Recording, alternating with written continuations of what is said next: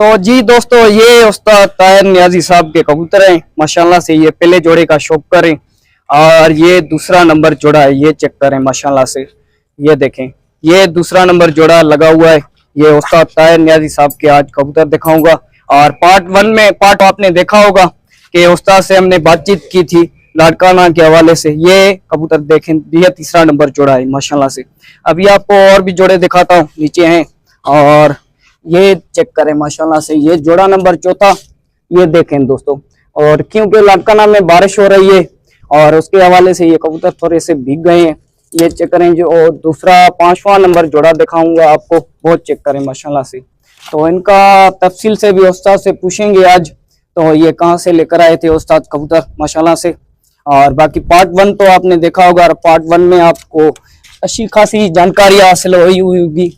तो लाड़काना के हवाले से ये चेक करें, ये 6ठा नंबर जोड़ा है माशाल्लाह से। ये चेक करें, ये टेडियों का जोड़ा है, चेक करें माशाल्लाह से। ताबंद जोड़ा लगा हुआ है उस्ताद।